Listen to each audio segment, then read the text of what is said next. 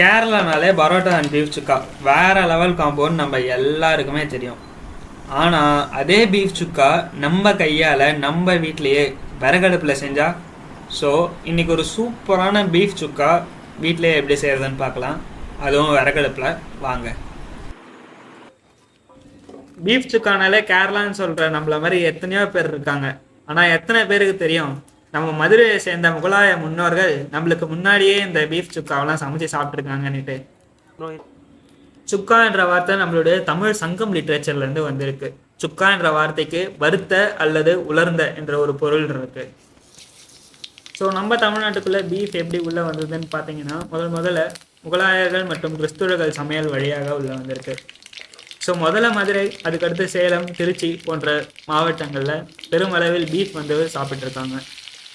So தமிழ்நாட்டை சேர்ந்த முகலாய முன்னோர்கள் பீஃபை வச்சு பல வகையான உணவுகளை ரசித்து சாப்பிட்ருக்காங்க. அதில் ரொம்பவே முக்கியமான ஒரு பொருள்னா அதுதான் நம்மளுடைய பீஃப் சுக்கா. எப்படி மதுரைனாலே மட்டன் சுக்கா ரொம்ப ரொம்ப ஃபேமஸோ, அதேமாரி ஒரு காலத்தில் பீஃப் சுக்காவும் ரொம்ப ரொம்ப ஃபேமஸாக இருந்திருக்கு. நம்மளுடைய கவிஞர் வைரமுத்துவே நம்மளுடைய பீஃப் சுக்காவை பற்றி ஒரு கவிதை எழுதியிருக்காங்கன்னு சொன்னால் நம்புவீங்களா? இதை நான் தேடி ரொம்ப நெட்வொர்க்கில் கண்டுபிடிச்சேன்.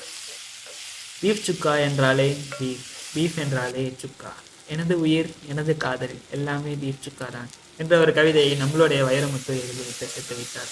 செக்கில் ஆட்டின சுத்தமான உருட்டு, மல்லித்தூள், கரம் மசாலா,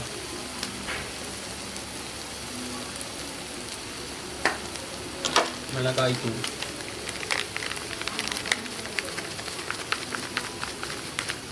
கொஞ்சம்